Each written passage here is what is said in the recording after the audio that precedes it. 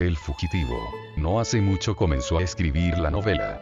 Algunos percances, así como buscar provisiones, porque hace poco había planeado vivir al aire libre, solo, en medio del bosque, como tomándose unas vacaciones alejado de todo indicio de vida mundana, hicieron que se alejara un poco de su ópera prima, que parecía iba a ser una obra reconocida tras su publicación, claro, si la terminaba pronto. Fue así que al pasar unos días pareció acomodarse mejor y darle un tiempo debido a su obra. Se había instalado en una cabaña de madera en pleno bosque, cerca a las montañas, con motivo de tener tranquilidad para su futura novela.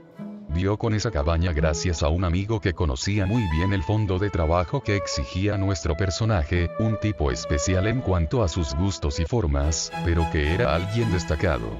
Un catedrático universitario, historiador y humanista, que quería hacer una obra en donde pondría de manifiesto toda la realidad de una época. Una noche, en la que se encontraba metido en la composición de su obra, mientras hacía eso, en su mente se plasmaban las situaciones, hechos, ambientes, personajes y todo lo que plasmaría en su novela.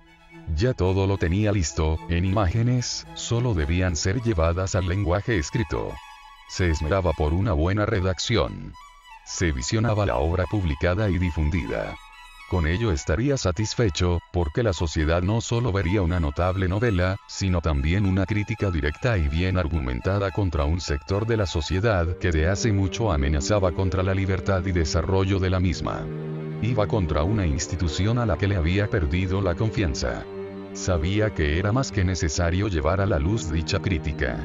Por eso se molestaba consigo mismo al no darle más velocidad a su libro. En su obra, que era una novela del tipo histórica, ponía en manifiesto las vivencias, ideas y grandes innovaciones de un reconocido personaje del siglo XVI, que había sido un erudito miembro de la Iglesia, que tras poner en manifiesto unas ideas científico-teologales muy revolucionarias para su tiempo, como el heliocentrismo y la infinitud del espacio y el universo, se había ganado la admiración de unos y la crítica de muchos otros, entre ellos la misma Iglesia Católica, y por esa razón comenzó a ser perseguido para ser juzgado por la Santa Inquisición. Se había documentado bien y sabía al dedillo la vida y obra del personaje en cuestión, incluso lo conocía de mucho antes, le parecía inaudito no saber de él, ese personaje tan importante para la historia. Poco a poco se acercaba a la parte final, y sentía una especie de escalofríos, aquella en la que el futuro mártir llegaba al fin de sus días, aquel día fatídico en el que pagaría con su vida la convicción por sus ideales. Sabía que esa era la parte cumbre de la obra, y por eso debía darle más trabajo. Entonces, como tenía pensado, se demoró unos días más en la descripción de esa parte. Aún así, al tenerla casi lista, sintió que algo le faltaba, que no estaba del todo completa. En ese punto, y como no había previsto, por fin dudó y cayó en una especie de letargo, en el cual quedó interrumpida su obra. Lo que le aconteció fue algo inesperado, pero en cierta forma probable, ya que como todo el tiempo no se la pasaba pensando en nada más que en su obra, algunas veces muy entusiasmado, otras casi obsesivamente, no reparó en que si alguna vez se le presentara un cabo suelto cómo habría de arreglarlo, porque creyó tenerlo todo listo. En medio de la nada, no podía consultar ningún libro porque no tenía ninguno, solo había llevado lo necesario para hacer sus escritos, todo lo demás lo había dejado en la ciudad. Ante ello, y como había acordado en no volver sino hasta haber acabado su escrito, comenzó de a pocos a desesperar. En su obra, se quedó en la parte en que al protagonista lo persiguen, y como este es listo y escurridizo, la persecución se intensificó y llegó a tales proporciones, que no parecía más la persecución a un ser humano, sino a un animal peligroso. Una cacería indiscriminada, donde además de haber miembros de la Santa Inquisición, había gente de todo tipo apoyando la causa, como si se tratara de combatir una plaga.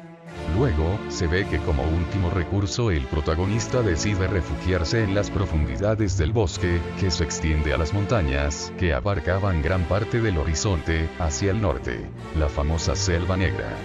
Ve que como es un lugar remoto, lleno de vegetación, les será imposible a sus perseguidores capturarlo. Entonces se pierde en la espesura, subestimando que después de todo la iglesia tenía muchos contactos y siempre lograba su cometido. A veces, y como veía que necesitaba de algo que lo reconforte, se ponía a ver parte del paisaje del bosque desde la ventana. Al ver la floresta, se relajaba. También observó que aquel bosque era tan antiguo que se remontaba a épocas y civilizaciones pasadas, como la de los romanos o por la localización la de suevos y germanos. Algo muy llamativo. Nuestro narrador, tras haber superado su bloqueo mental, se puso a revisar todo lo que hasta el momento había hecho, queriendo agarrarle de nuevo el hilo para proseguir la historia. Debía apurarse, ya que había coordinado con un amigo pasarle un manuscrito de la obra, a fin de que aunque sea se quede con un primer intento de la misma, para que luego la publique y difunda, porque nuestro personaje en realidad no estaba de vacaciones como se dijo antes, sino que tenía unas responsabilidades pendientes y su susodicha novela era una de ellas. Apresurado y ansioso como estaba de terminarla lo más pronto posible, una noche en que por fin iba a concluir la novela, emocionado, con algo de lágrimas en los ojos, se disponía a dar los últimos toques a esa obra en que puso mucho de sí, ya poniendo una dedicatoria y firmándola, de súbito sintió que tocaban la puerta, con unos golpes que poco a poco fueron haciéndose más insistentes. Extrañado, porque durante toda su estadía en el bosque nunca nadie había llamado a la puerta, se acercó a la misma y preguntó con cautela quién era.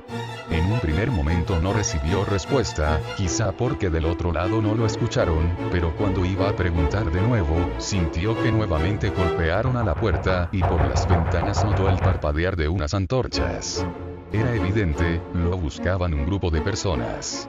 Al final, excitado como estaba, queriendo largar a quien diablos fuese el que vino a molestarlo en momento tan inoportuno, acomodándose la camisa y la capa con capucha, mientras tomó el candelabro con la vela, único medio de iluminación que disponía, se acercó, abrió la puerta y al darse cuenta de quiénes eran los que lo buscaban, se sintió desfallecer y cayó de rodillas resignado al suelo. Eran los de la Santa Inquisición.